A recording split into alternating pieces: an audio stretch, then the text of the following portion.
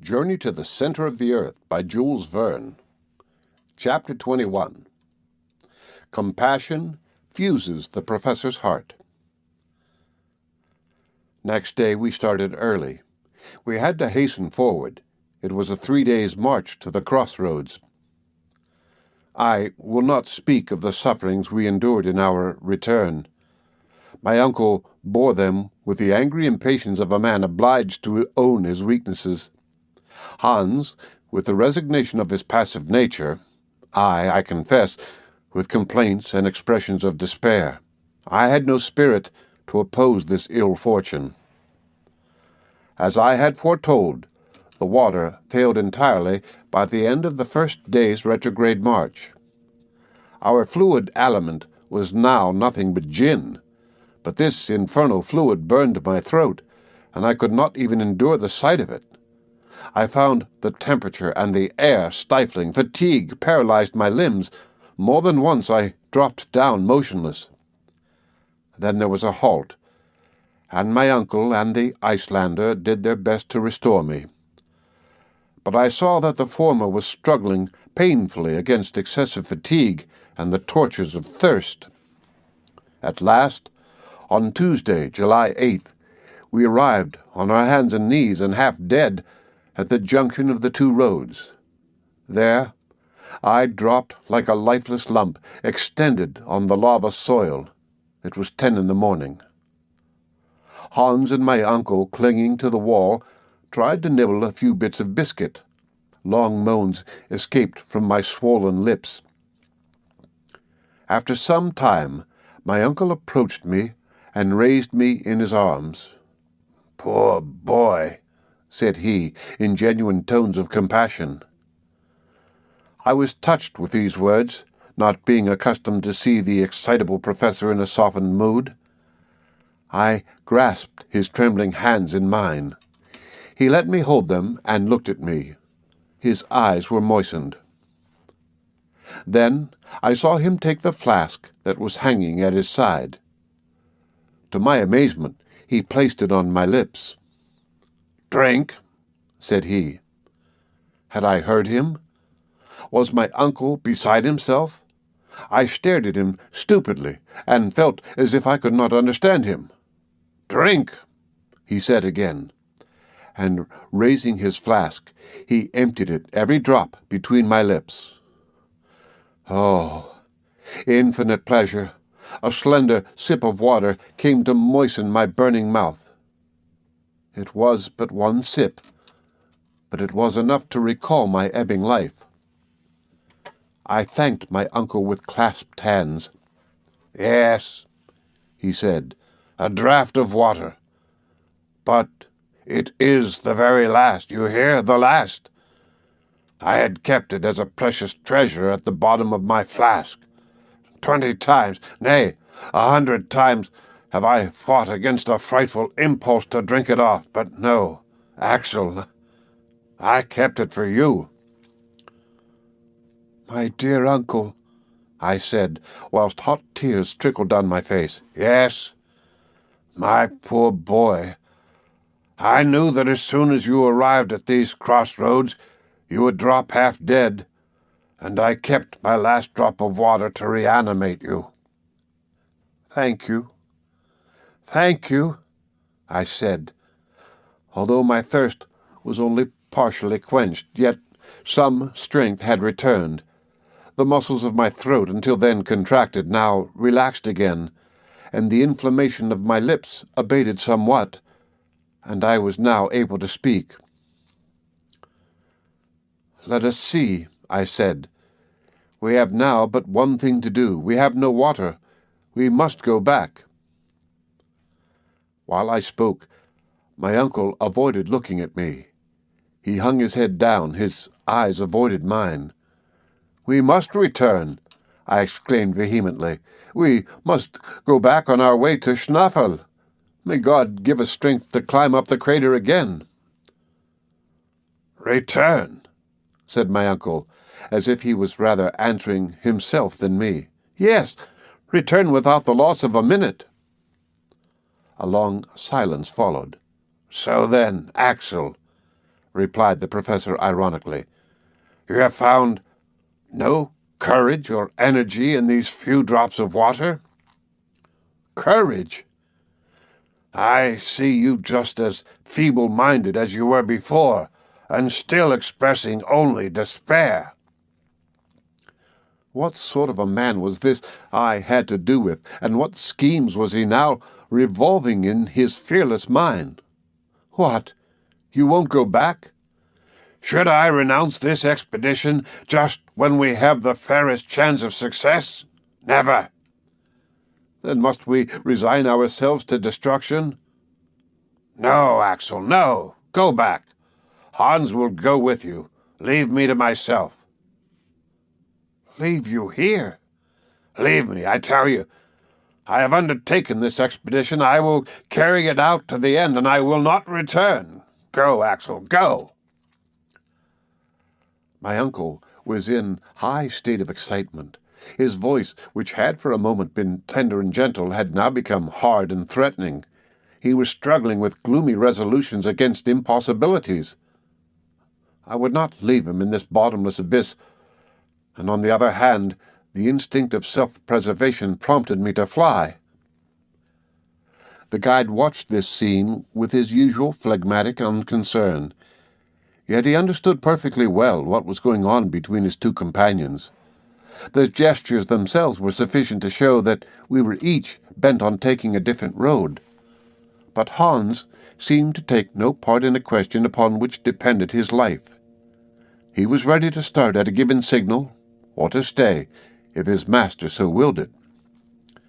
How I wished at this moment I could have made him understand me. My words, my complaints, my sorrow would have had some influence over that frigid nature. Those dangers which our guide could not understand, I could have demonstrated and proved to him. Together, we might have overruled the obstinate professor. If it were needed, we might perhaps have compelled him to regain the heights of Schnaffel. I drew near to Hans. I placed my hand upon his. He made no movement. My parted lips sufficiently revealed my sufferings. The Icelander slowly moved his head, and calmly, pointing to my uncle, said, "Master?" "Master?" I shouted. "You madman! No! He is not the master of our life. We must fly. We must drag him. Do you hear me? Do you understand?" I had seized Hans by the arm. I wished to oblige him to rise. I strove with him. My uncle interposed. "Be calm, Axel. You will get nothing from that immovable servant. Therefore, listen to my proposal." I crossed my arms and confronted my uncle boldly. "The want of water," he said, "is the only obstacle in our way. In this eastern gallery made up of lavas, schists, and coal, we have not met with a single particle of moisture.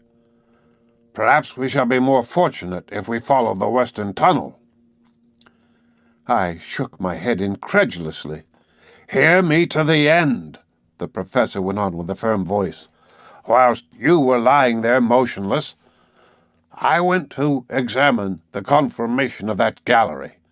It penetrates directly downward, and in a few hours it will bring us to the granite rocks. There we must meet with abundant springs. The nature of the rock assures me of this, and instinct agrees with logic to support my conviction. Now this is my proposal. When Columbus asked of his ship's crews for 3 days more to discover a new world, those crews, disheartened and sick as they were, recognized the justice of the claim, and he discovered America. I am the Columbus of this nether world, and I only ask for 1 more day.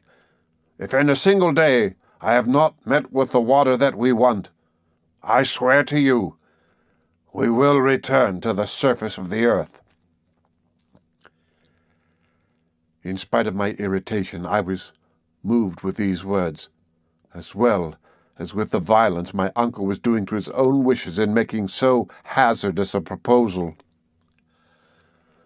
Well, I said, do as you will, and God reward your superhuman energy.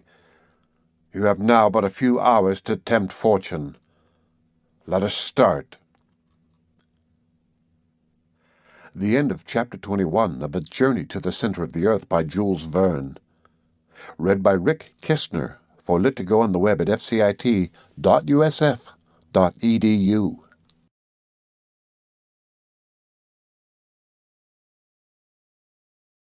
A Journey to the Center of the Earth by Jules Verne. Chapter 22. Total Failure of Water. This time the descent commenced by the new gallery. Hans walked first, as was his custom. We had not gone 100 yards when the professor, moving his lantern along the walls, cried, "Here are primitive rocks. Now we are in the right way. Forward!" When in its early stages the earth was slowly cooling, its contraction gave rise in its crust to disruptions, distortions, fissures, and chasms. The passage through which we were moving was such a fissure, through which at one time granite poured out in a molten state. Its thousands of windings formed an inextricable labyrinth through the primeval mass. As fast as we descended, the succession of beds forming the primitive foundation came out with increasing distinctness.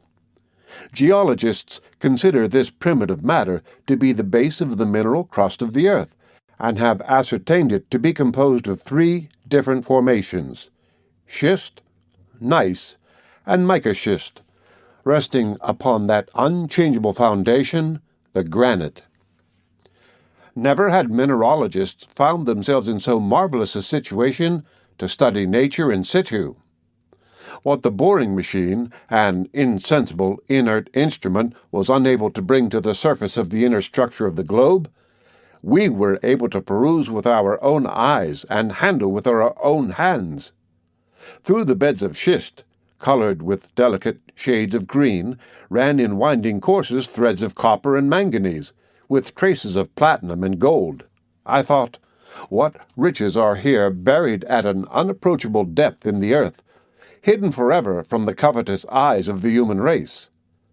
These treasures have been buried at such a profound depth by the convolutions of primeval times that they run no chance of ever being molested by the pickaxe or the spade.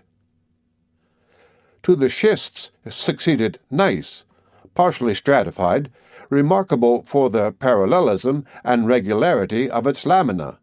Then mica schists laid in large plates or flakes, revealing their lamellated structure by the sparkle of the white shining mica. The light from our apparatus, reflected from the small facets of quartz, shot sparkling rays at every angle, and I seemed to be moving through a diamond, within which the quickly darting rays broke across each other in 1,000 flashing coruscations. About 6 o'clock, this brilliant fate of illuminations underwent a sensible abatement of splendor, then almost ceased. The walls assumed a crystallized, though somber, appearance. Mica was more closely mingled with the feldspar and quartz to form the proper rocky foundations of the earth, which bears without distortion or crushing the weight of the 4 terrestrial systems. We were immured within prison walls of granite. It was 8 in the evening. No signs of water had yet appeared. I was suffering horribly. My uncle strode on. He refused to stop. He was listening anxiously for the murmur of distant springs. But no, there was dead silence. And now my limbs were failing beneath me. I resisted pain and torture, that I might not stop my uncle, which would have driven him to despair, for the day was drawing near to its end, and it was his last. At last, I failed utterly. I uttered a cry and fell. "Come to me. I am dying." My uncle retraced his steps. He gazed upon me with his arms crossed. Then these muttered words passed his lips. It's all over. The last thing I saw was a fearful gesture of rage, and my eyes closed. When I reopened them, I saw my two companions motionless and rolled up in their coverings. Were they asleep? As for me, I could not get one moment's sleep. I was suffering too keenly, and what embittered my thoughts was that there was no remedy. My uncle's last words echoed painfully in my ears. "It's all over." For in such a fearful state of debility, it was madness to think of ever reaching the upper world again. We had above us 1.5 leagues of terrestrial crust. The weight of it seemed to be crushing down upon my shoulders. I felt weighed down, and I exhausted myself with imaginary violent exertions to turn round upon my granite couch. A few hours passed away. A deep silence reigned around us, the silence of the grave. No sound could reach us through walls, the thinnest of which were 5 miles thick. Yet, in the midst of my stupefaction, I seemed to be aware of a noise. It was dark down the tunnel, but I seemed to see the Icelander vanishing from our sight with a lamp in his hand.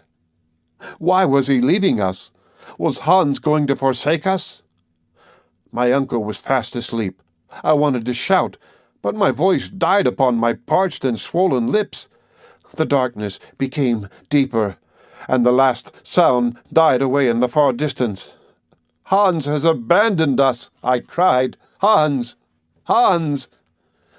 But these words were only spoken within me. They went no farther. Yet after the first moment of terror, I felt ashamed of suspecting a man of such extraordinary faithfulness. Instead of ascending, he was descending the gallery. An evil design would have taken him up, not down. This reflection restored me to calmness, and I turned to other thoughts. None but some weighty motive could have induced so quiet a man to forfeit his sleep. Was he on a journey of discovery? Had he, during the silence of the night, caught a sound, a murmuring of something in the distance, which had failed to affect my hearing? The end of Chapter 22 of A Journey to the Center of the Earth by Jules Verne. Read by Rick Kishner for Lit to Go on the web at fcit.usf.edu.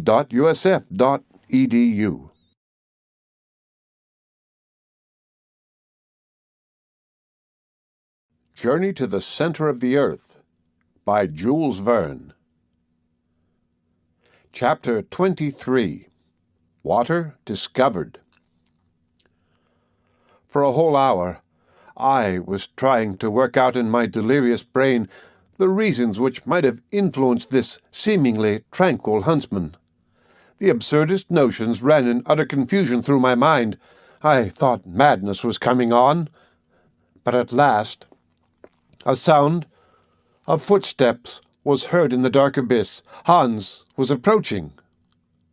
A flickering light was beginning to glimmer on the wall of our darksome prison. Then it came out full at the mouth of the gallery. Hans appeared. He drew close to my uncle, laid his hand upon his shoulder, and gently woke him.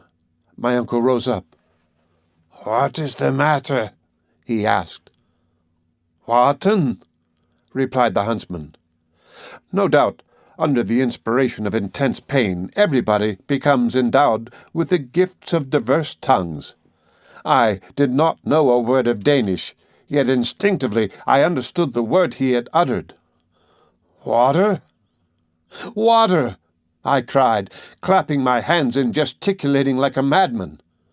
"Water?" repeated my uncle. "Var?" he asked in Icelandic. "Nei dat," replied Hans. "Where?" "Down below." I understood it all. I seized the hunter's hands and pressed them while he looked on me without moving a muscle of his countenance. The preparations for our departure were not long in making, and we were soon on our way down a passage inclining 2 feet in 7. In an hour we had gone 1.25 miles and descended 2,000 feet. Then I began to hear distinctly quite a new sound of something running within the thickness of the granite wall, a kind of dull, dead rumbling like distant thunder. During the first part of our walk, not meeting with the promised spring, I felt my agony returning. But then my uncle acquainted me with the cause of the strange noise. "Hans was not mistaken," he said. "What you hear is the rushing of a torrent." "A torrent?" I exclaimed. "There can be no doubt. A subterranean river is flowing around us." We hurried forward in the greatest excitement. I was no longer sensible of my fatigue. This murmuring of waters close at hand was already refreshing me. It was audibly increasing. The torrent, after having for some time flowed over our heads, was now running within the left wall, roaring and rushing. Frequently I touched the wall, hoping to feel some indications of moisture. But there was no hope here. Yet another half-hour, another league was passed.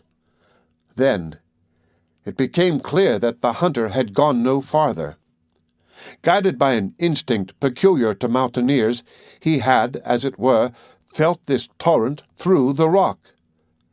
But he had certainly seen none of the precious liquid. He had drunk nothing himself.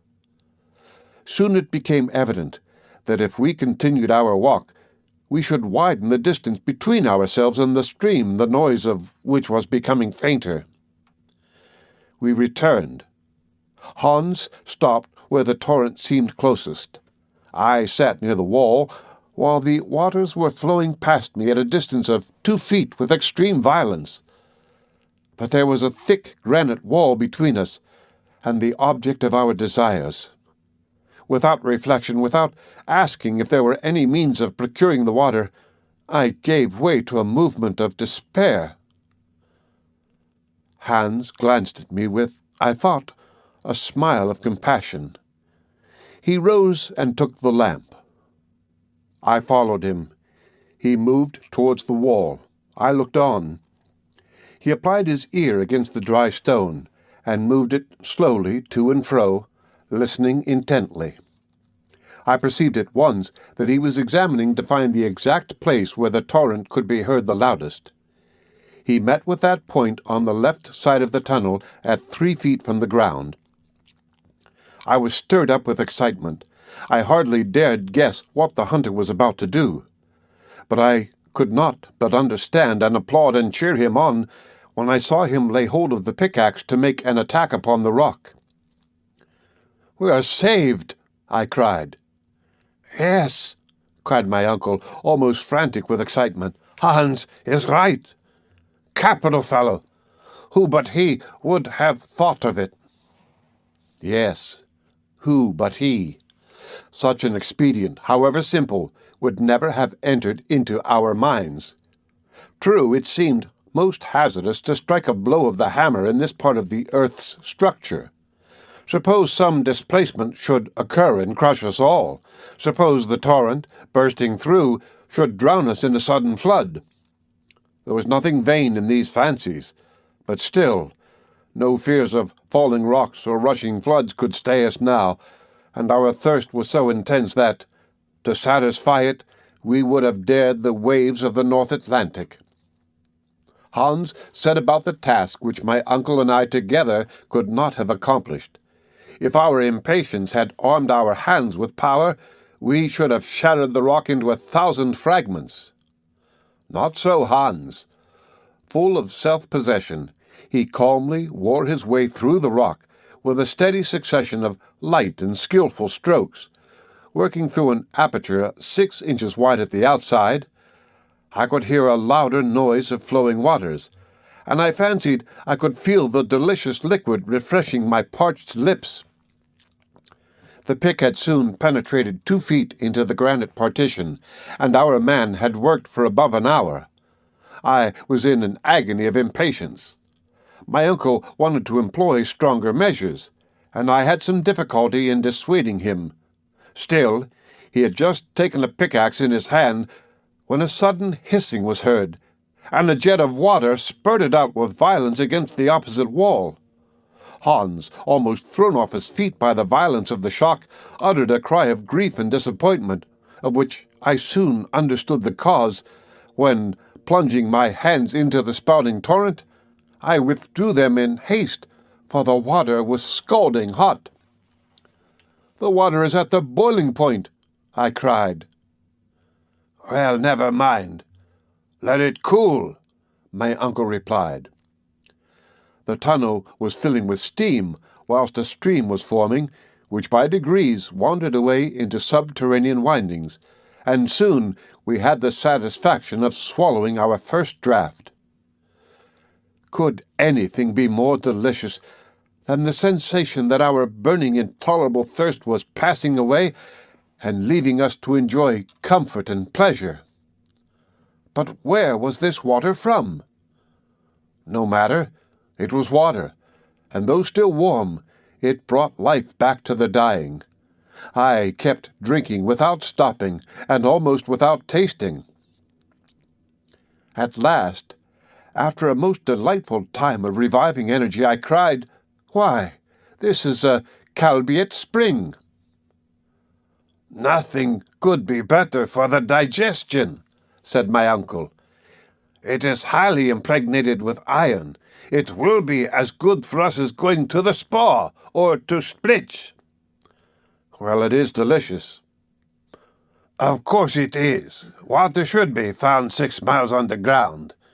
It has an inky flavor, which is not at all unpleasant. What a capital source of strength Hans has found for us here. We will call it after his name." "Agreed," I cried, and Hansbach it was from that moment. Hans was none the prouder. After a moderate draught, he went quietly into a corner to rest.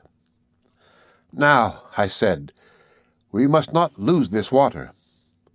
"What is the use of troubling ourselves?" my uncle replied. "I fancy it will never fail." "Never mind, we cannot be sure. Let us fill the water bottle and our flasks, and then stop up the opening."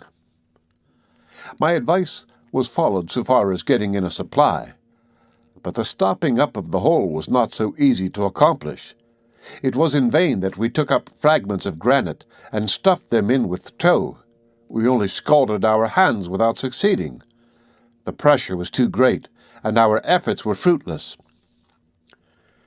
"It is quite plain," said I, "that the higher body of this water is at a considerable elevation. The force of the jet shows that." "No doubt," answered my uncle. "If this column of water is 32,000 feet high, that is, from the surface of the earth, it is equal to the weight of 1,000 atmospheres. But I have got an idea." "Well?" "Why should we trouble ourselves to stop the stream from coming out at all?" "Because, well—" I could not assign a reason. "When our flasks are empty, where shall we fill them again? Can we tell that?" No, there was no certainty. "Well, let us allow the water to run on. It will flow down, and will both guide and refresh us." "That is well planned," I cried. "With this stream for our guide, there is no reason why we should not succeed in our undertaking." "Ha ha! My boy, you agree with me now," cried the professor, laughing. "I agree with you most heartily." "Well, let us rest a while, and then we will start again." I was forgetting that it was night. The chronometer soon informed me of that fact, and in a very short time, refreshed and thankful, we all three fell into a sound sleep. The end of Chapter 23 of A Journey to the Center of the Earth by Jules Verne. Read by Rick Kishner for Lit2Go on the web at fcit.usf.edu.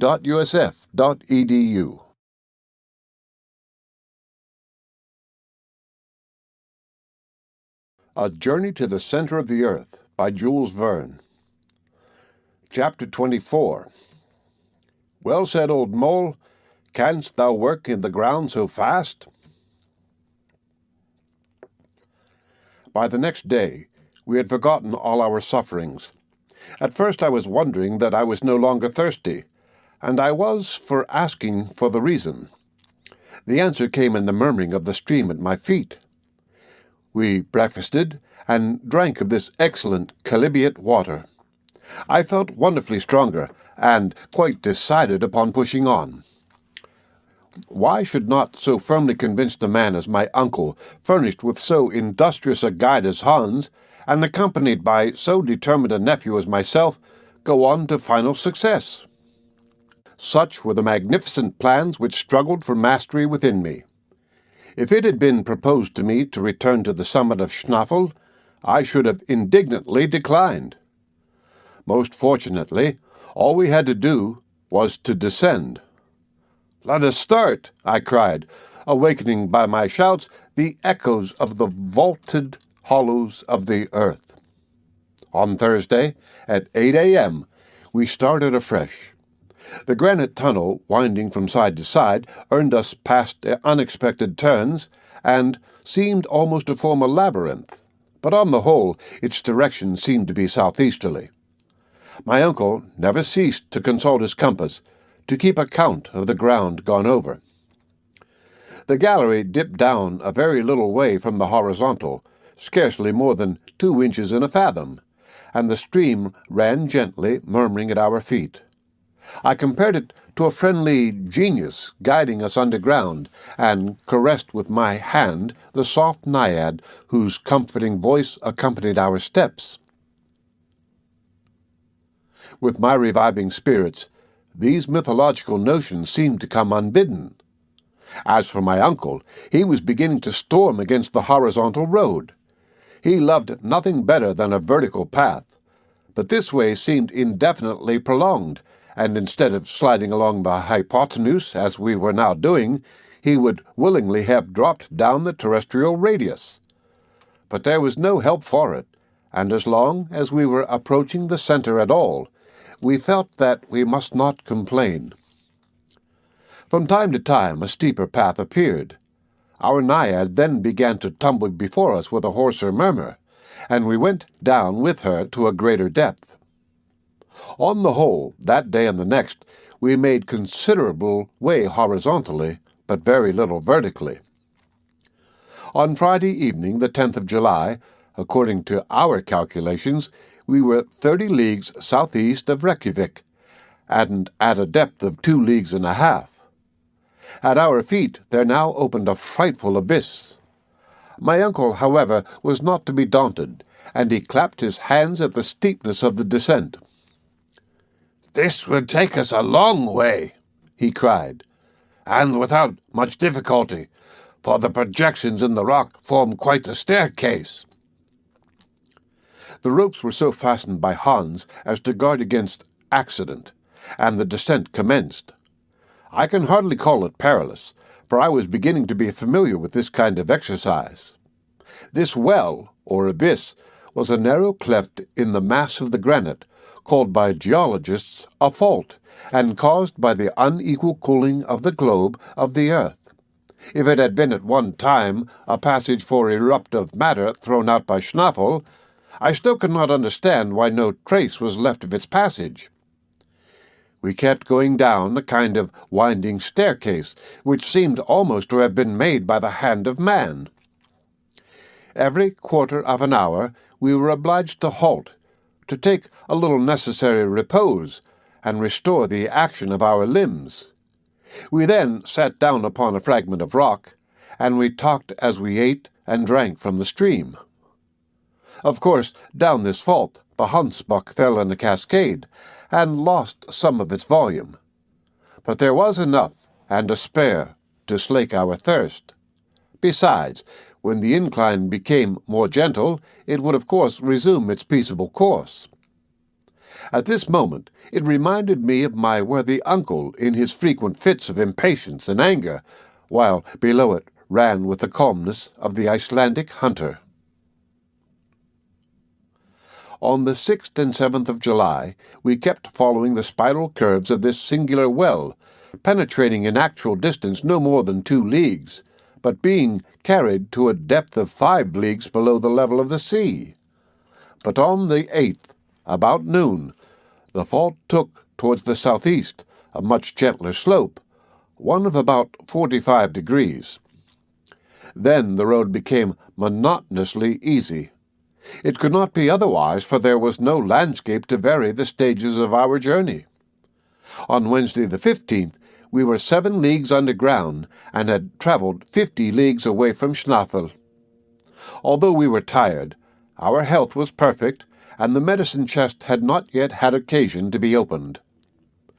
My uncle noted every hour the indications of the compass, the chronometer, the aneroid, and the thermometer, the very same which he has published in his scientific report of our journey.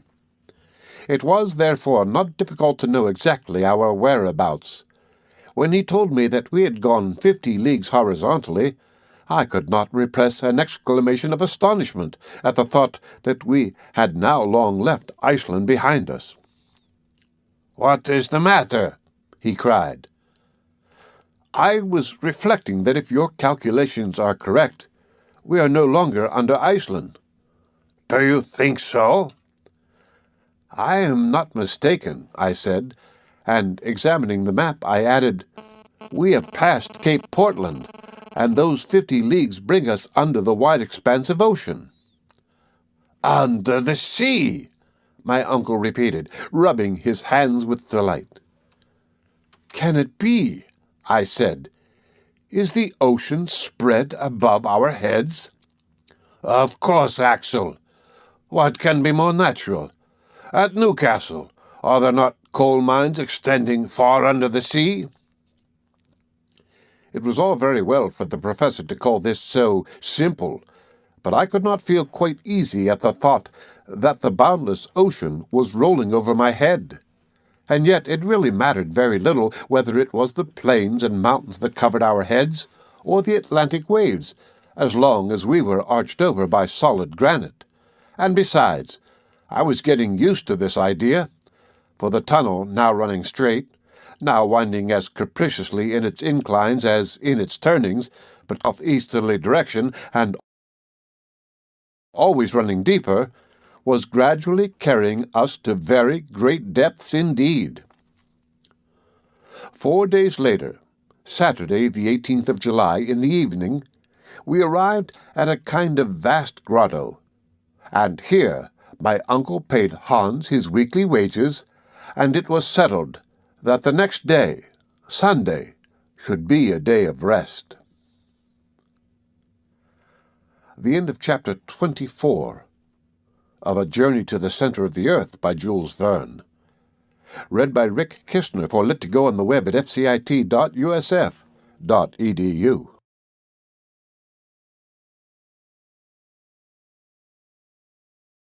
Journey to the Center of the Earth by Jules Verne. Chapter 25. De Profundus. I therefore awoke next day, relieved from the preoccupation of an immediate start. Although we were in the very deepest of known depths, there was something not unpleasant about it, and besides, we were beginning to get accustomed to this troglodyte life. I no longer thought of sun, moon, and stars, trees, houses, and towns, nor of any of those terrestrial superfluities which are necessaries of men who live upon the earth's surface. Being fossils, we looked upon all those things as mere jokes. The grotto was an immense apartment. Along its granite floor ran our faithful stream. At this distance from its spring the water was scarcely tepid, and we drank of it with pleasure. After breakfast, the professor gave a few hours to the arrangement of his daily notes. "First," said he, "I will make a calculation to ascertain our exact position. I hope after our return to draw a map of our journey, which will be in reality a vertical section of the globe, containing the track of our expedition." "That will be curious, uncle. But are your observations sufficiently accurate to enable you to do this correctly? Yes. I have everywhere observed the angles and the inclines. I am sure there is no error. Let us see where we are now. Take your compass and note the direction. I looked and replied carefully, southeast by east. Well, answered the professor after a rapid calculation, I infer that we have gone 85 leagues since we started. Therefore we are under mid-Atlantic? To be sure we are. And perhaps at this very moment there is a storm above, and ships over our heads are being rudely tossed by the tempest. Quite probable. And whales are lashing the roof of our prison with their tails? It may be, Axel, but they won't shake us here. But let us go back to our calculation. Here we are, 85 leagues southeast of Schnaffel, and I reckon that we are at a depth of 16 leagues. 16 leagues? I cried. No doubt. Why, this is the very limit assigned by science to the thickness of the crust of the earth. I don't deny it.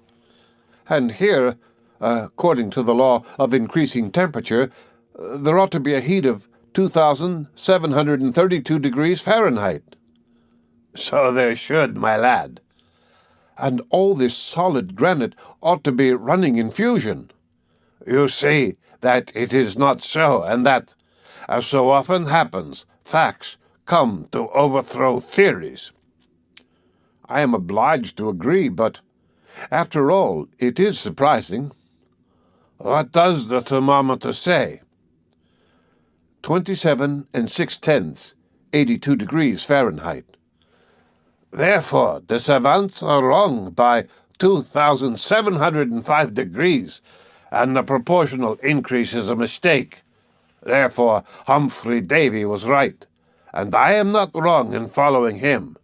What do you say now? Nothing. In truth, I had a good deal to say. I gave way in no respect to Davy's theory.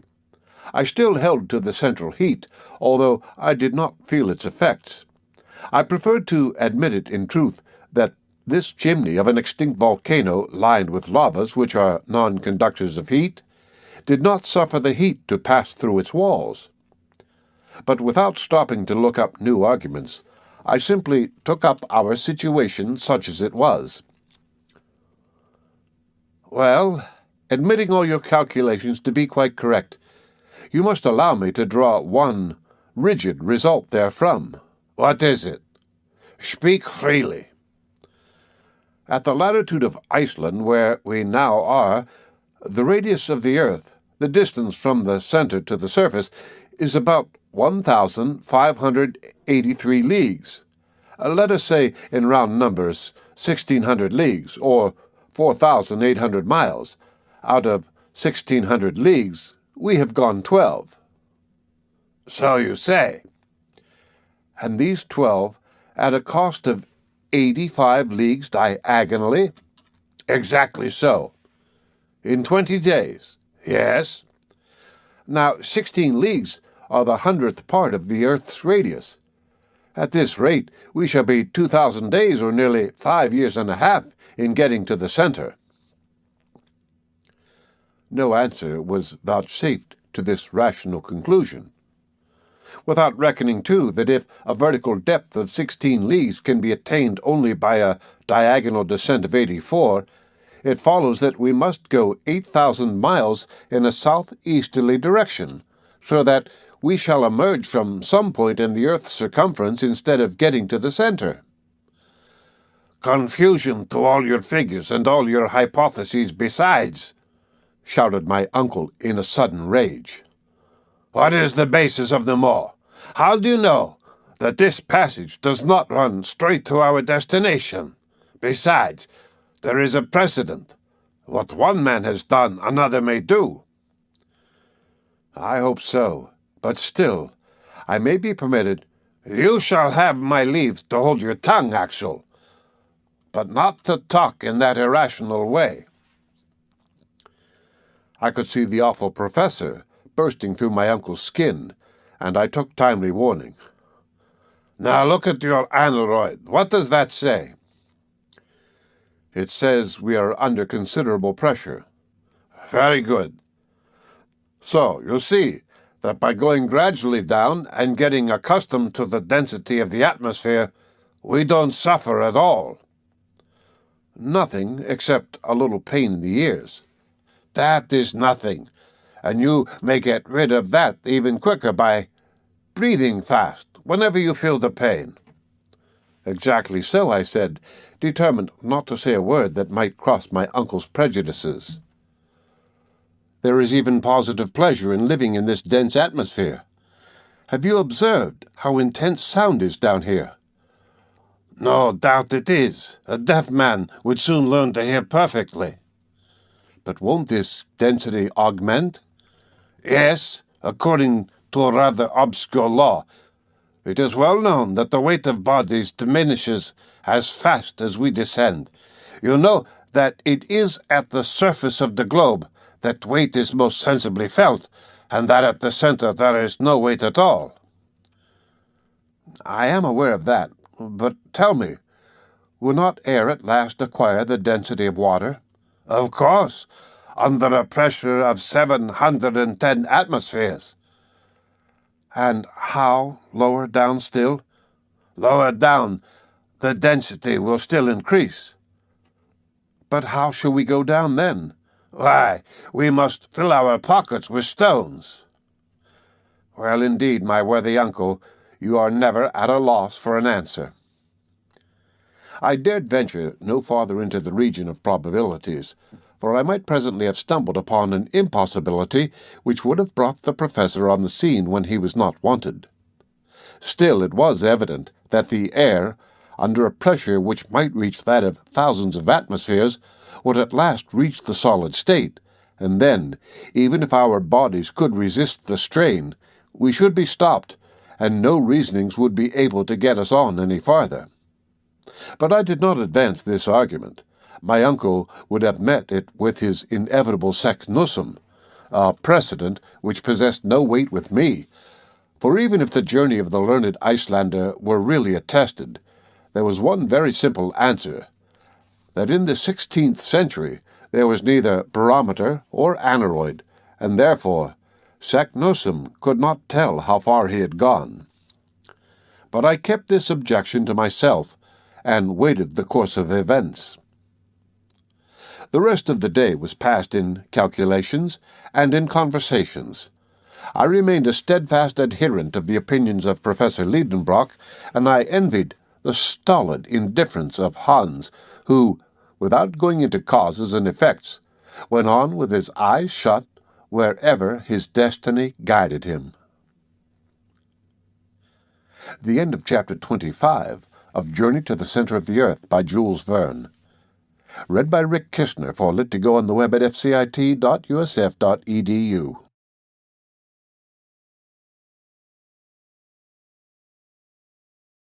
Journey to the Center of the Earth by Jules Verne.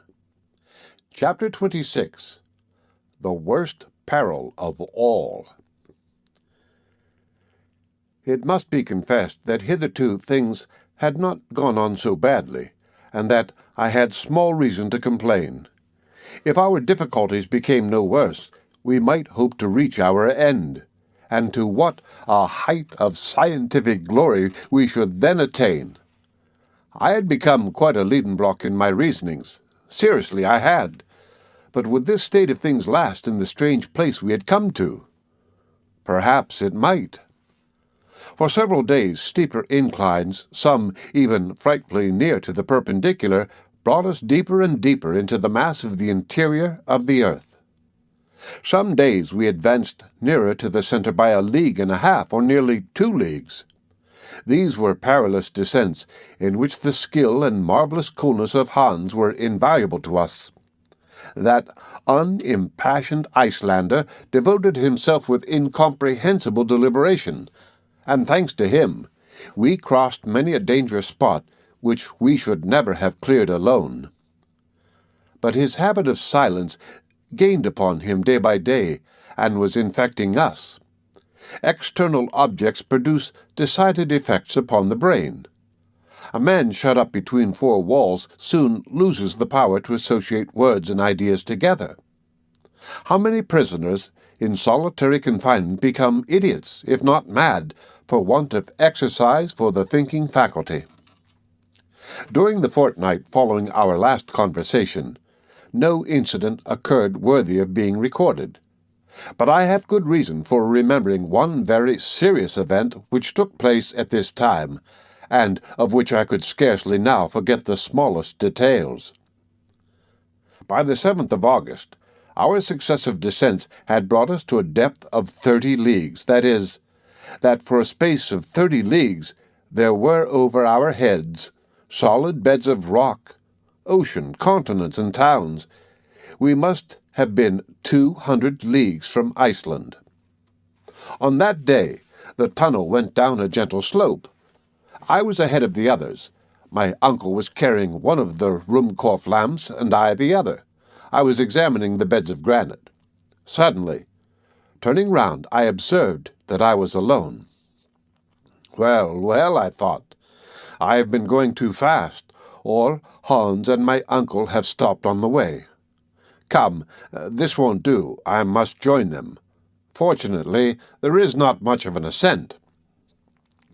I retraced my steps. I walked for a quarter of an hour.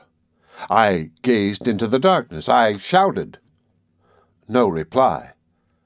My voice was lost in the midst of the cavernous echoes which alone replied to my call. I began to feel uneasy. A shudder ran through me. Calmly, I said aloud to myself, I am sure to find my companions again. There are not two roads. I was too far ahead. I will return. For half an hour I climbed up. I listened for a call, and in that dense atmosphere a voice could reach very far. But there was a dreary silence in all that long gallery. I stopped. I could not believe that I was lost. I was only bewildered for a time, not lost. I was sure I should find my way again. Come, I repeated, since there is but one road and they are on it, I must find them again. I have but to ascend still. Unless, indeed, missing me and supposing me to be behind, they too should have gone back. But even in this case I have only to make the greater haste. I shall find them, I am sure. I repeated these words in the fainter tones of a half-convinced man. Besides, to associate even such simple ideas with words and reason with them was a work of time. A doubt then seized upon me. Was I indeed in advance when we became separated? Yes, to be sure I was. Hans was after me, preceding my uncle. He had even stopped for a while to strap his baggage better over his shoulders. I could remember this little incident. It was at that very moment that I must have gone on. Besides, I thought, have not I a guarantee that I shall not lose my way, a clue in the labyrinth that cannot be broken, my faithful stream? I have but to trace it back, and I must come upon them. This conclusion revived my spirits, and I resolved to resume my march without loss of time. How I then blessed my uncle's foresight in preventing the hunter from stopping up the hole in the granite. This beneficent spring, after having satisfied our thirst on the road, would now be my guide among the windings of the terrestrial crust. Before starting afresh, I thought a wash would do me good. I stooped to bathe my face in the Hansbach. To my stupefaction and utter dismay, my feet trod only the rough, dry granite. The stream was no longer at my feet. The end of Chapter 26 of A Journey to the Center of the Earth by Jules Verne.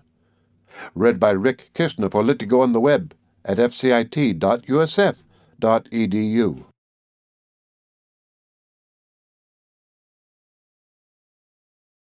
Journey to the Center of the Earth by Jules Verne. Chapter 27. Lost in the Bowels of the Earth. To describe my despair would be impossible. No words could tell it. I was buried alive, with the prospect before me of dying of hunger and thirst. Mechanically, I swept the ground with my hands. How dry and hard the rock seemed to me! But how had I left the course of the stream? For it was a terrible fact that it no longer ran at my side. Then I understood the reason of that fearful silence, when for the last time I listened to hear if any sound from my companions could reach my ears. At the moment when I left the right road, I had not noticed the absence of the stream. It is evident that at that moment a deviation had presented itself before me, whilst the Hansbach, following the caprice of another incline, had gone with my companions away into unknown depths.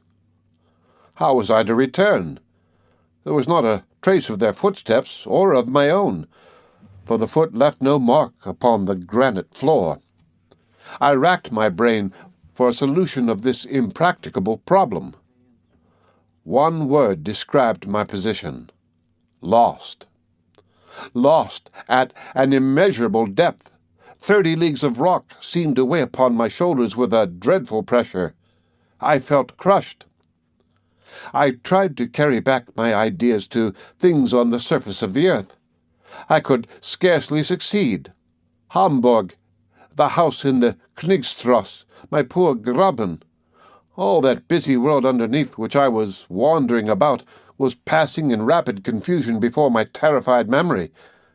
I could revive with vivid reality all the incidents of our voyage: Iceland, Monsieur Frederickson, Schnaffel. I said to myself that if, in such a position as I was now in, I was fool enough to cling to one glimpse of hope, it would be madness, and that the best thing I could do was to despair. What human power could restore me to the light of the sun by rending asunder the huge arches of rock which united over my head, buttressing each other with impregnable strength? Who could place my feet on the right path and bring me back to my company? "Oh, my uncle!" burst from my lips in the tone of despair. It was my only word of reproach, for I knew how much he must be suffering in seeking me wherever he might be. When I saw myself thus far removed from all earthly help, I had recourse to heavenly succor. The remembrance of my childhood, the recollection of my mother, whom I had only known in my tender early years, came back to me, and I knelt in prayer, imploring for the divine help of which I was so little worthy. This return of trust in God's providence allayed the turbulence of my fears, and I was enabled to concentrate upon my situation all the force of my intelligence. I had 3 days' provisions with me, and my flask was full. But I could not remain alone for long. Should I go up or down? Up, of course, up continually. I must thus arrive at the point where I had left the stream, that fatal turn in the road.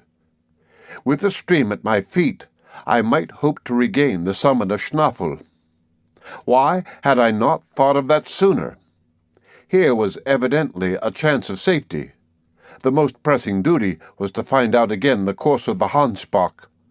I rose, and leaning upon my iron-pointed stick, I ascended the gallery. The slope was rather steep. I walked on without hope, but without indecision, like a man who has made up his mind. For half an hour I met with no obstacle.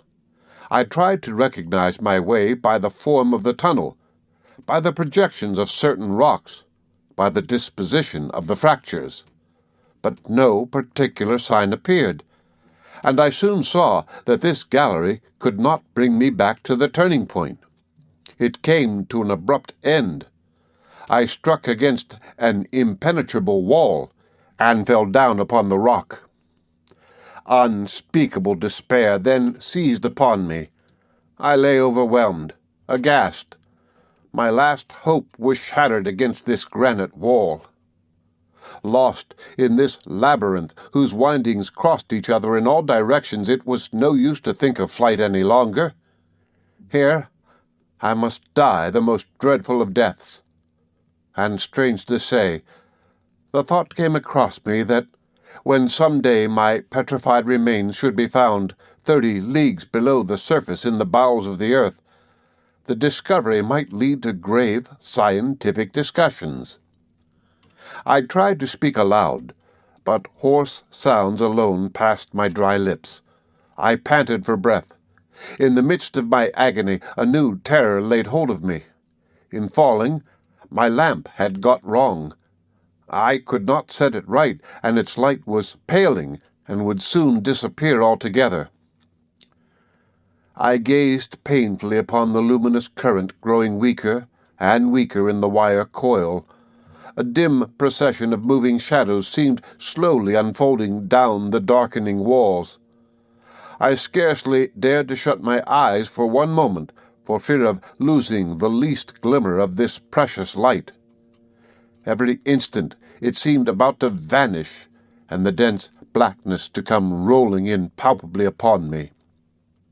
One last trembling glimmer shot feebly up. I watched it in trembling and anxiety. I drank it in as if I could preserve it, concentrating upon it the full power of my eyes as upon the very last sensation of light which they were ever to experience. And the next moment I lay in the heavy gloom of deep, thick, unfathomable darkness.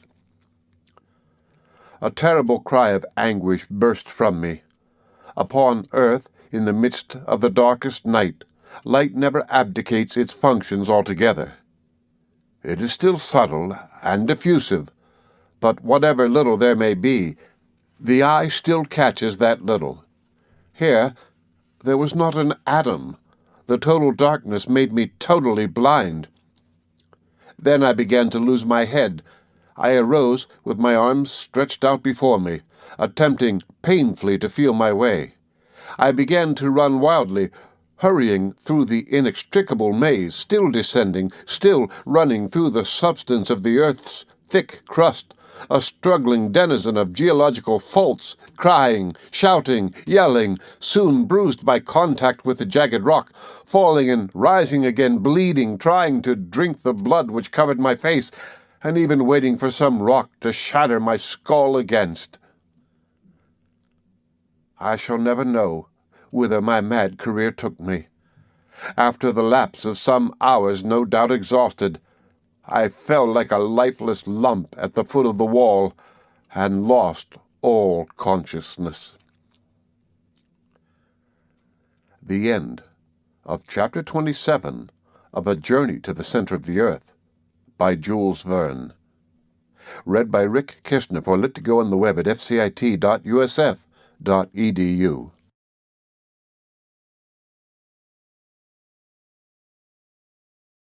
Journey to the Center of the Earth by Jules Verne. Chapter 28. The Rescue in the Whispering Gallery. Already I was feeling the approach of another faint, and was hoping for complete annihilation when a loud noise reached me. It was like the distant rumble of continuous thunder, and I could hear its sounding undulations rolling far away into the remote recesses of the abyss. Whence could this noise proceed? It must be from some phenomenon proceeding in the great depths amidst which I lay helpless. Was it an explosion of gas? Was it the fall of some mighty pillar of the globe? I listened still. I wanted to know if the noise would be repeated. A quarter of an hour passed away. Silence reigned in this gallery. I could not even hear the beating of my heart. Suddenly, my ear, resting by chance against the wall, caught, or seemed to catch, certain vague, indescribable, distant, articulate sounds, as of words. This is a delusion, I thought. But it was not. Listening more attentively, I heard in reality a murmuring of voices. but my weakness prevented me from understanding what the voices said, yet it was language, I was sure of it.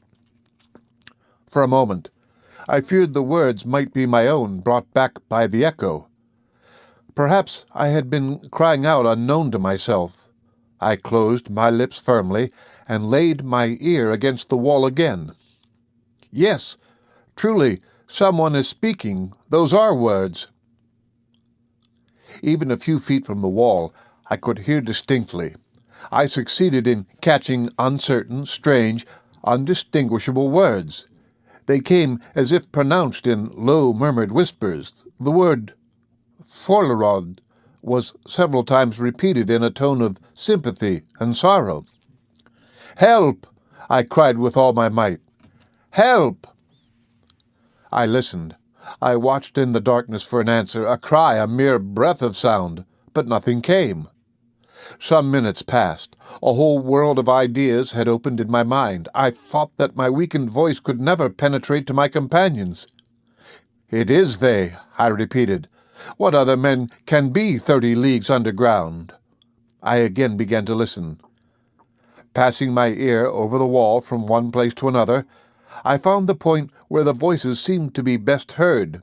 The word "forlerod" again returned, then the rolling of thunder which had roused me from my lethargy. "No," I said. "No, it is not through such a mass that a voice can be heard.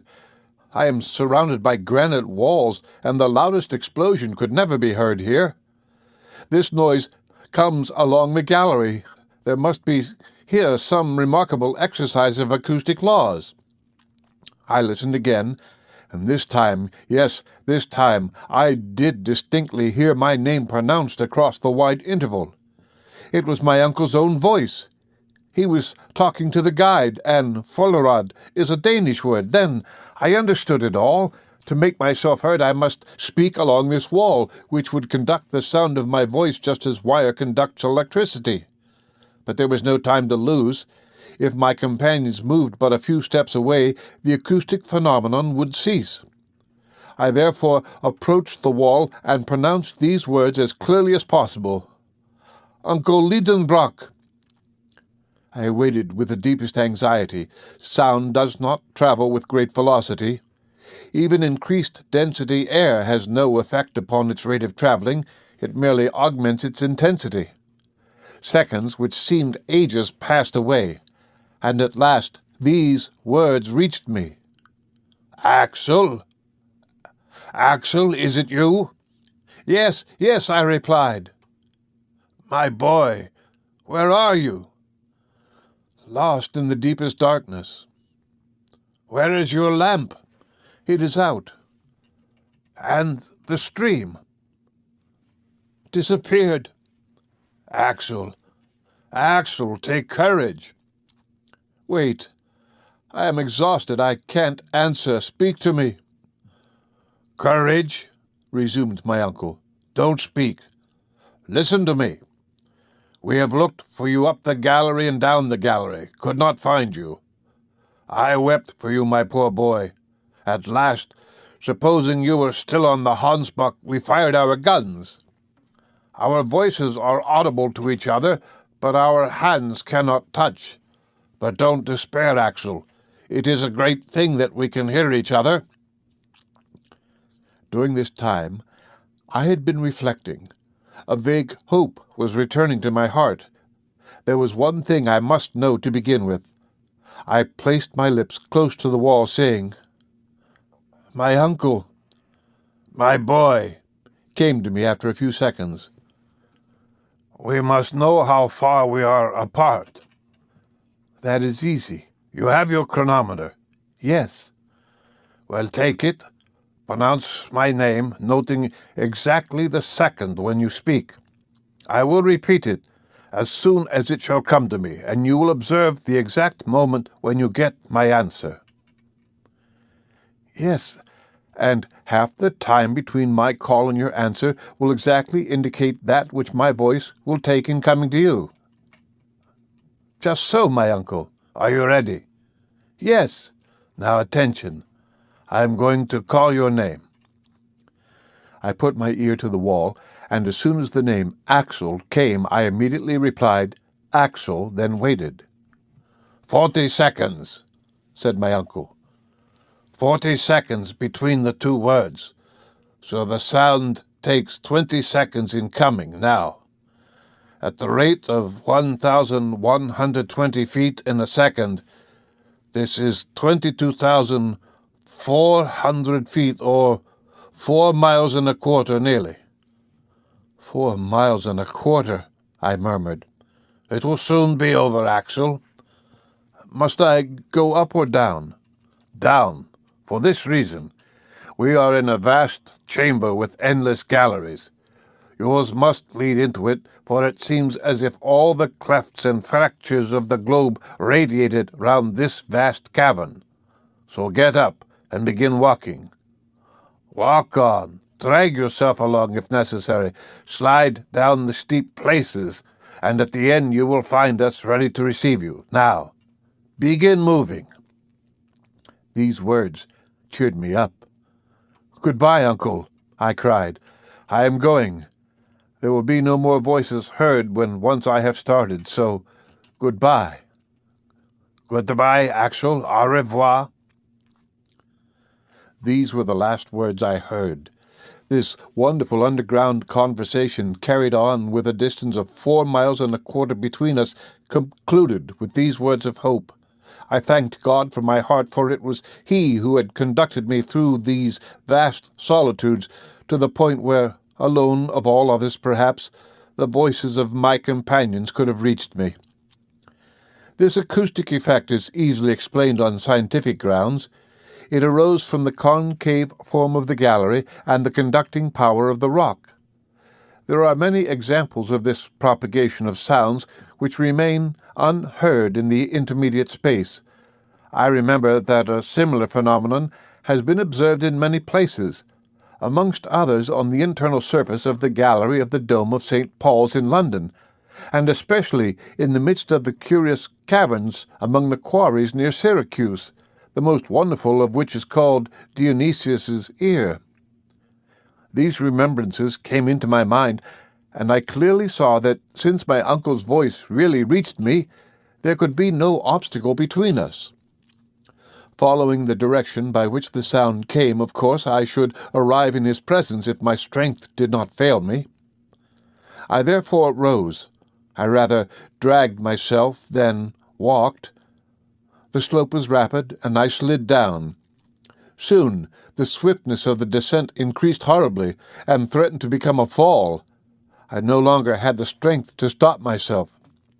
Suddenly I felt myself revolving in air, striking and rebounding against the craggy projections of a vertical gallery quite a well. My head struck against a sharp corner of the rock, and I became unconscious. The end of Chapter 28 of A Journey to the Center of the Earth by Jules Verne. Read by Rick Kistner for Lit to Go on the web at fcit.usf.edu.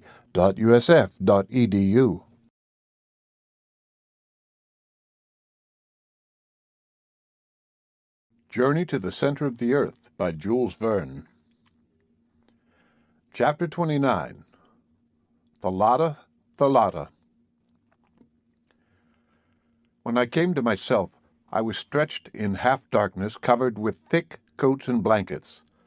My uncle was watching over me to discover the least sign of life. At my first sigh, he took my hand. When I opened my eyes, he uttered a cry of joy. "He lives! He lives!" he cried. "Yes, I am still alive," I answered feebly. "My dear nephew," said my uncle, pressing me to his breast, "you are saved." I was deeply touched with the tenderness of his manner as he uttered these words, and still more with the care with which he watched over me. But such trials were wanted to bring out the professor's tender qualities. At this moment Hans came. He saw my hand in my uncle's, and I may say safely that there was joy in his countenance. "God dag," said he. "How do you do, Hans? How are you?" And now, uncle, tell me where we are at the present moment. Tomorrow, Axel, tomorrow. Now you are too faint and weak. I have bandaged your head with compresses which must not be disturbed. Sleep now, and tomorrow I will tell you all. But do tell me what time it is and what day. It is Sunday, the 8th of August, and it is 10 at night. You must ask me no more questions until the 10th. In truth, I was very weak, and my eyes involuntarily closed. I wanted a good night's rest, and I therefore went off to sleep with the knowledge that I had been 4 long days alone in the heart of the earth. Next morning, on awakening, I looked round me. My couch, made up of all our travelling gear, was in a charming grotto, adorned with splendid stalactites, and the soil of which was a fine sand. It was half light.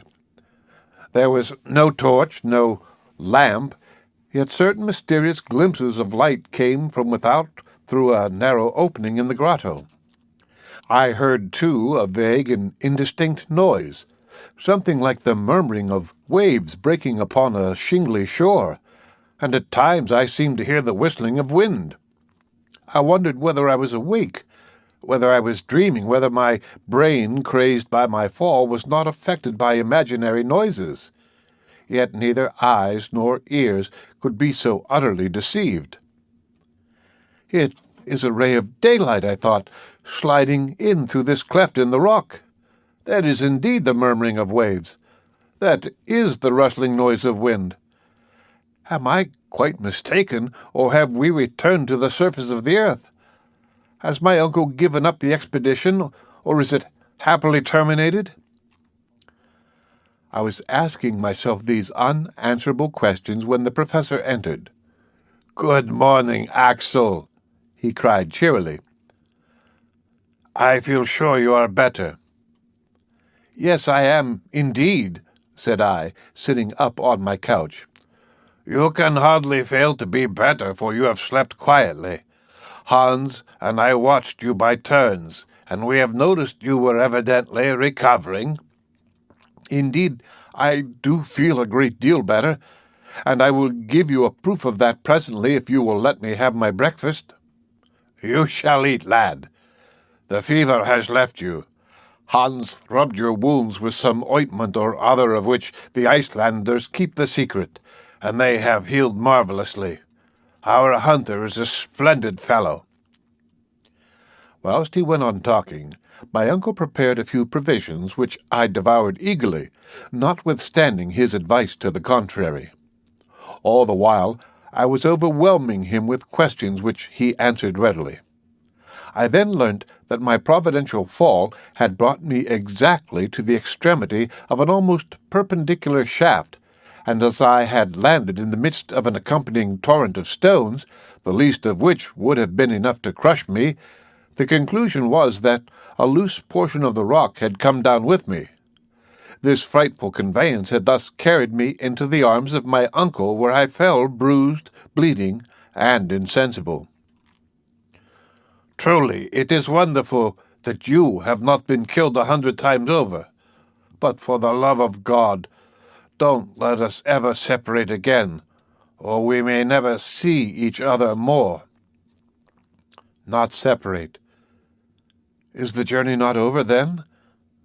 I opened a pair of astonished eyes, which immediately called for the question. "What is the matter, Axel?" "I have a question to ask you. You say that I am safe and sound." "No doubt you are." "And all my limbs unbroken?" "Certainly." "And my head?" "Your head, except for a few bruises, is all right, and it is on your shoulders where it ought to be." "Well, I am afraid my brain is affected." "Your mind affected?" "Yes, I fear so. Are we again on the surface of the globe?" "No, certainly not." "Then I must be mad, for don't I see the light of day, and don't I hear the wind blowing and the sea breaking on the shore?" "Ha, ha, ha! Is that all?" "Do tell me all about it." "I can't explain the inexplicable, But you will soon see and understand that geology has not yet learned all it has to learn." "Then let us go," I answered quickly. "No, Axel. The open air might be bad for you." "Open air?" "Yes. The wind is rather strong. You must not expose yourself." "But I assure you I am perfectly well." "A little patience, my nephew. A relapse might get us into trouble, and we have no time to lose, for the voyage may be a long one." "The voyage?" "Yes. Rest today, and tomorrow we will set sail." Set sail? And I almost leaped up. What did it all mean? Had we a river, a lake, a sea to depend upon? Was there a ship at our disposal in some underground harbor? My curiosity was highly excited. My uncle vainly tried to restrain me. When he saw that my impatience was doing me harm, he yielded. I dressed in haste. For greater safety, I wrapped myself in a blanket and came out of the grotto. The end of Chapter 29 of Journey to the Center of the Earth by Jules Verne.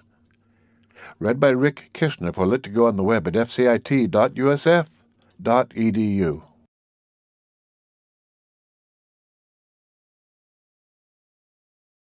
Journey to the Center of the Earth by Jules Verne. Chapter 30. A New Mare Internum.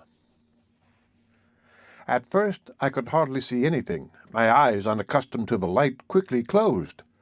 When I was able to reopen them, I stood more stupefied even than surprised. "The sea!" I cried. "Yes," my uncle replied, "the Liedenbrock Sea, and I don't suppose any other discoverer will ever dispute my claim to name it after myself as its first discoverer." A vast sheet of water, the commencement of a lake or an ocean, spread far away beyond the range of the eye, reminding me forcibly of that open sea which drew from Xenophon's 10,000 Greeks after their long retreat the simultaneous cry, "Thalata! Thalata! The sea! The sea!" The deeply indented shore was lined with a breadth of fine shining sand, softly lapped by the waves and strewn with the small shells which had been inhabited by the first of created beings. The waves broke on this shore with a hollow, echoing murmur peculiar to vast, enclosed spaces. A light foam flew over the waves before the breath of a moderate breeze, and some of the spray fell upon my face. On this slightly inclining shore, about 100 fathoms from the limit of the waves, came down the foot of a huge wall of vast cliffs which rose majestically to an enormous height. Some of these, dividing the beach with their sharp spurs, formed capes and promontories, worn away by the ceaseless action of the surf. Farther on, the eye discerned their massive outline sharply defined against the hazy, distant horizon. It was quite an ocean, but with the irregular shores of earth, but desert and frightfully wild in appearance. If my eyes were able to range afar over this great sea, it was because a peculiar light brought to view every detail of it. It was not the light of the sun, with his dazzling shafts of brightness and the splendor of his rays, nor was it the pale and uncertain shimmer of the moonbeams, the dim reflection of a nobler body of light. No, the illuminating power of this light, its trembling diffusiveness, its bright, clear whiteness, and its low temperature, showed that it must be of electric origin. It was like an aurora borealis, a continuous cosmical phenomenon, filling a cave of sufficient extent to contain an ocean. The vault that spanned the space above the sky, if it could be called so, seemed composed of vast plains of cloud, shifting and variable vapors which, by their condensation, must at certain times fall in torrents of rain. I should have thought that under so powerful a pressure of the atmosphere there could be no evaporation, and yet, under a law unknown to me, there were broad tracts of vapor suspended in the air. But then, the weather was fine. The play of the electric light produced singular effects upon the upper strata of a cloud. Deep shadows reposed upon their lower wreaths, and often between two separated fields of cloud there glided down a ray of unspeakable lustre. But it was not solar light, and there was no heat. The general effect was sad, supremely melancholy. Instead of the shining firmament, spangled with its innumerable stars shining singly or in clusters, I felt that all these subdued and shaded lights were ribbed in by vast walls of granite, which seemed to overpower me with their weight, and that all this space, great as it was, would not be enough for the march of the humblest of satellites. Then I remembered the theory of an English captain, who likened the earth to a vast hollow sphere, in the interior of which the air became luminous because of the vast pressure that weighed upon it, while two stars, Pluto and Proserpine, rolled within upon the circuit of their mysterious orbits. We were in reality shut up inside an immeasurable excavation. Its width could not be estimated, since the shore ran widening as far as eye could reach, nor could its length, for the dim horizon bounded the new. As for its height, it must have been several leagues. Where this vault rested upon its granite base, no one could tell. But there was a cloud hanging far above, the height of which we estimated at 12,000 feet, a greater height than that of any terrestrial vapor, and no doubt due to the great density of the air. The word cavern does not convey any idea of this immense space.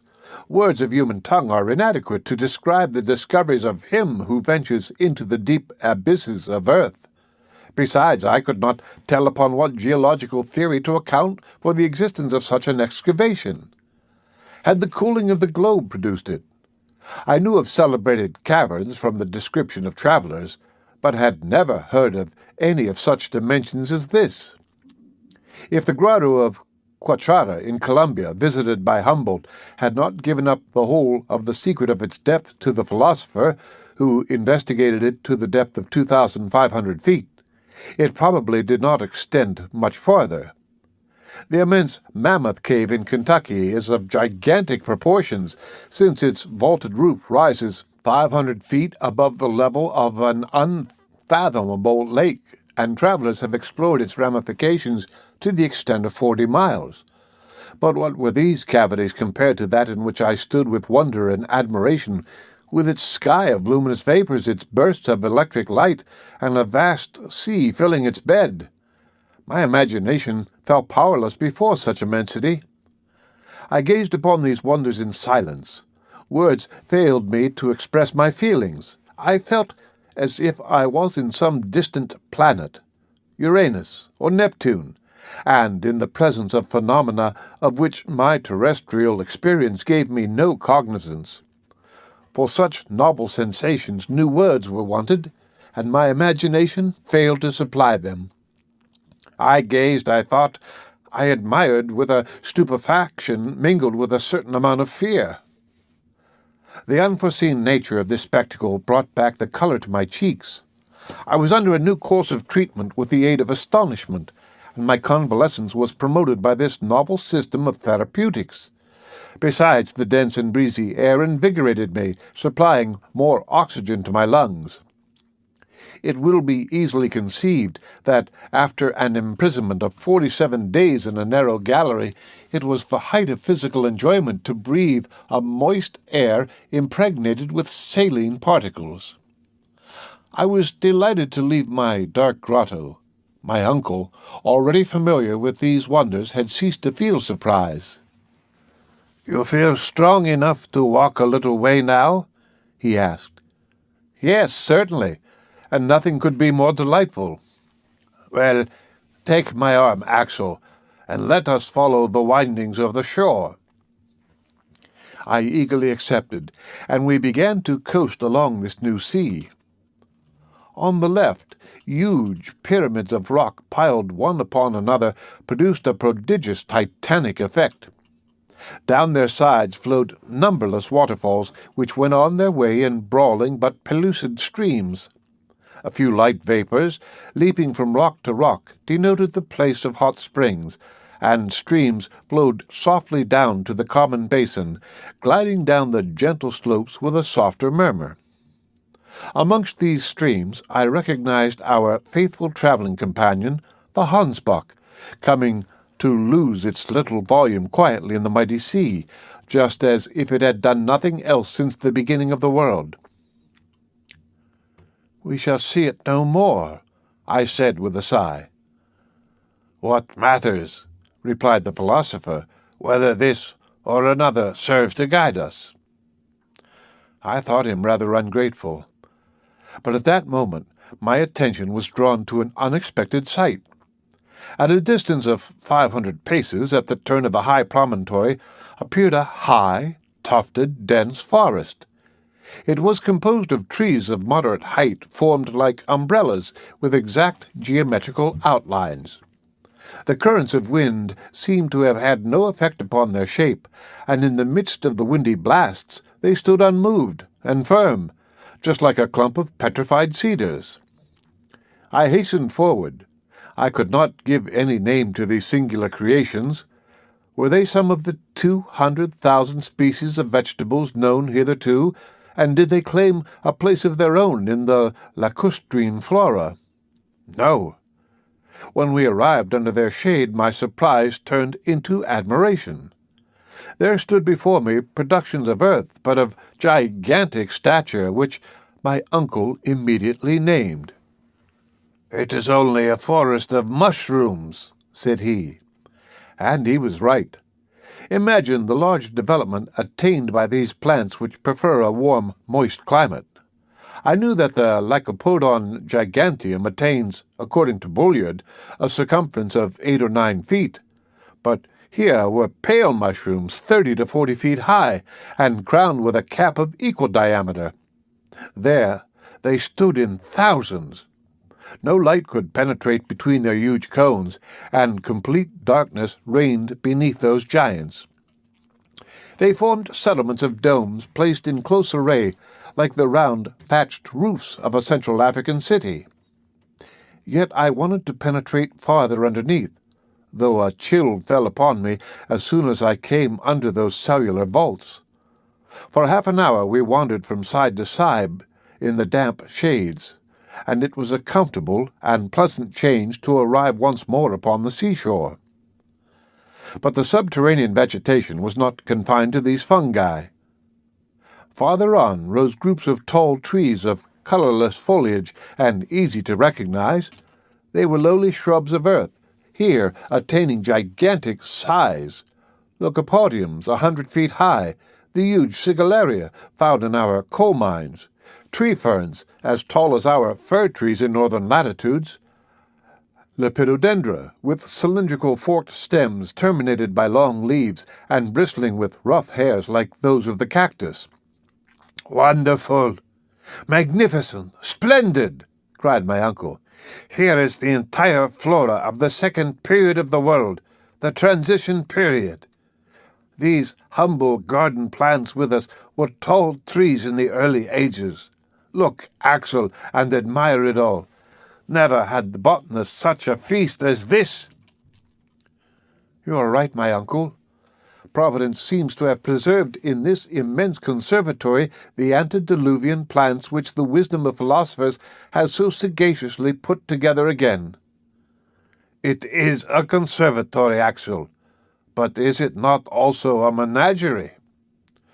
"Surely not a menagerie." "Yes, no doubt of it. Look at that dust under your feet. See the bones scattered on the ground?" "So there are," I cried, "bones of extinct animals."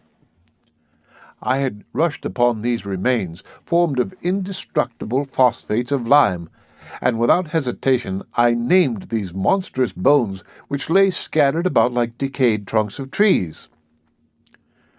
"Here is the lower jaw of a mastodon," I said. "These are the molar teeth of the Deinotherium. This femur must have belonged to the greatest of those beasts, the Megatherium. It certainly is a menagerie, for these remains were not brought here by a deluge. The animals to which they belonged roamed on the shores of this subterranean sea under the shade of those arborescent trees. Here are entire skeletons, and yet I cannot understand the appearance of these quadrupeds in a granite cavern. Why? Because animal life existed upon the earth only in the secondary period, when a sediment of soil had been deposited by the rivers and taken the place of the incandescent rocks of the primitive period. Well, Axel, there is a very simple answer to your objection, that this soil is alluvial. What? At such a depth below the surface of the earth? No doubt, and there is a geological explanation of the fact. At a certain period, the earth consisted only of an elastic crust or bark, alternately acted on by forces from above or below, according to the laws of attraction and gravitation. Probably there were subsidences of the outer crust, when a portion of the sedimentary deposits was carried down sudden openings. That may be, I replied, but if there have been creatures now extinct in these underground regions, why may not some of those monsters be now roaming through these gloomy forests or hidden behind the steep crags? And, as this unpleasant notion got hold of me, I surveyed with anxious scrutiny the open spaces before me. But no living creature appeared upon the barren strand. I felt rather tired, and went to sit down at the end of a promontory, at the foot of which the waves came and beat themselves into spray. Thence my eye could sweep every part of the bay. Within its extremity a little harbour was formed between the pyramidal cliffs, where the still waters slept untouched by the boisterous winds. A brig and 2 or 3 schooners might have moored within it safely. I almost fancied I should presently see some ship issue from it, full sail, and take to the open sea under the southern breeze. But this illusion lasted a very short time. We were the only living creatures in this subterranean world. When the wind lulled, a deeper silence than that of the deserts fell upon the arid, naked rocks, and weighed upon the surface of the ocean. I then desired to pierce the distant haze, and to render asunder the mysterious curtain that hung across the horizon. Anxious queries arose to my lips. Where did that sea terminate? Where did it lead to? Should we ever know anything about its opposite shores? My uncle made no doubt about it at all. I both desired and feared. After spending an hour in the contemplation of this marvelous spectacle, we returned to the shore to regain the grotto, and I fell asleep in the midst of the strangest thoughts. The end of Chapter 30 of A Journey to the Center of the Earth by Jules Verne. Read by Rick Kistner for Lit2Go on the web at fcit.usf.edu.